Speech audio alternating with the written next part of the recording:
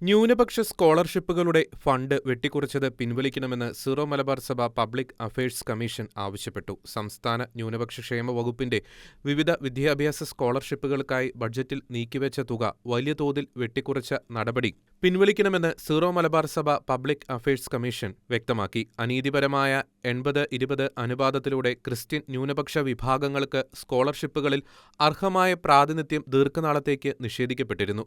കോടതി ഇടപെടലിലൂടെ ഈ അനീതി ഒഴിവാക്കിയ ശേഷം അർഹമായ പ്രാതിനിധ്യം ലഭിച്ചിട്ട് 3 വർഷങ്ങൾ മാത്രമേ ആയിട്ടുള്ളൂ.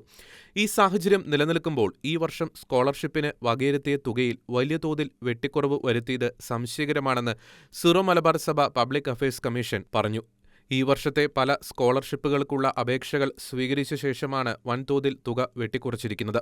ഓരോ വിഭാഗത്തിലും സ്കോളർഷിപ്പുകളുടെ എണ്ണം കുറയ്ക്കുന്ന ഈ നടപടി ന്യൂനപക്ഷ വിദ്യാർത്ഥികളോടുള്ള അനീതിയായി കണക്കാക്കേണ്ടിവരും. ക്രിസ്ത്യൻ ന്യൂനപക്ഷങ്ങളുടെ പിന്നോക്കാവസ്ഥ സംബന്ധിച്ച ജസ്റ്റിസ് ജെ.ബി. കോശി കമ്മീഷൻ റിപ്പോർട്ട് പുറത്തുവിടാനോ തുടർ നടപടികൾ സ്വീകരിക്കുന്നതിനോ ന്യൂനപക്ഷ ക്ഷേമ വകുപ്പ് തയ്യാറായിട്ടില്ല എന്നും സീറോ മലബാർ സഭ ചൂണ്ടിക്കാട്ടി. മാത്രമല്ല, നിലവിലുള്ള സ്കോളർഷിപ്പുകൾ കൂടി അപ്രസക്തമാക്കുന്ന രീതിയിലേക്ക് ന്യൂനപക്ഷ ക്ഷേമ വകുപ്പ് തീരുമാനങ്ങളെടുക്കുന്നു. ന്യൂനപക്ഷ സ്കോളർഷിപ്പിന്റെ ഫണ്ടുകൾ വെട്ടിക്കുറച്ച നടപടി പിൻവലിക്കണമെന്നും ജസ്റ്റിസ് ജെ.ബി. കോശി കമ്മീഷൻ റിപ്പോർട്ട് അടിയന്തരമായി പ്രസിദ്ധീകരിച്ച് ഇടക്കാല ക്ഷേമ പദ്ധതികൾ പ്രഖ്യാപിക്കണമെന്നും സീറോ മലബാർ സഭ പബ്ലിക് അഫയേഴ്സ് കമ്മീഷൻ ആവശ്യപ്പെട്ടു.